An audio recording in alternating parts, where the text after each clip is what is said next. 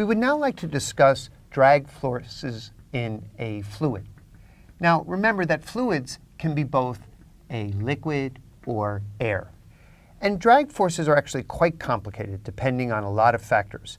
If we had an object falling in a fluid, the drag forces can depend on both the properties of the object, and in that case, it might be the speed or the size or the shape of the object. And it also can depend on the properties of the fluid. It can depend on the density of the fluid. It can depend on a property that measures the resistance of the fluid, something which we'll refer to as viscosity, and also a property about the compressibility of the fluid.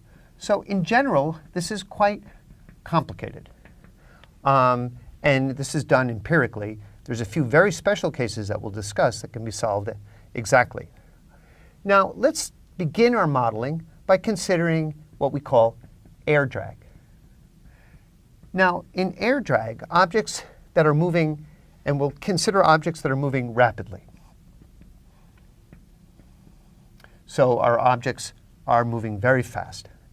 Now, in that case, we can make a rough model of the air drag as follows.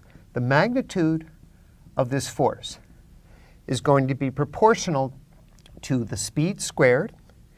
There'll be a factor where it's the cross-sectional area that the object presents in the motion perpendicular to the plane of motion. It can depend on the density of the air. And traditionally, there are a couple of coefficients in here that are dimensionless that are empirically determined by the shape of the object, and that's called the drag coefficient. And in fact, there's also a factor 1/2 in the way this law is traditionally written. So what we have here is a resistive force which is proportional to the speed squared and depends on the properties of the air, the density of the air, and some physical parameter properties of the object itself. Now, this drag coefficient, we can have a table that can represent that, and you can see here that for a variety of different shapes, the drag coefficient is somewhere on the order of 1. So this is an example of what we refer to as air drag. When we drop objects in a fluid at very slow speeds, we have a different effect than what we talked about air drag.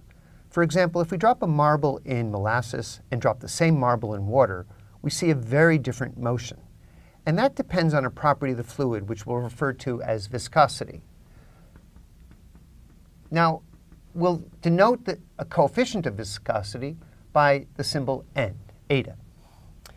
Now, when we drop an object in a fluid, that the drag force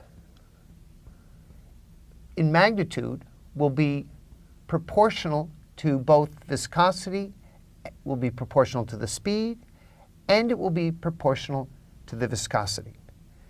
And now, for very special cases, so for the special case, which is a sphere of radius r, if you study fluid dynamics, we can get an exact solution for this drag force, and we'll describe that as it's going to be opposite the direction of the velocity, so there's a minus sign. There turns out to be some coefficients, 6 pi times the viscosity of the fluid times the radius of the sphere. And this particular law, which we'll known as Stokes' law, is exactly applicable to the motion of a sphere. Now, in fact, by experimental measurement, this is a method for determining eta experimentally by dropping objects, spheres, in various different media with different viscosities. So we can use this to experimentally determine the viscosity of the medium. And what's important to realize, too, is that this is applicable to many different examples.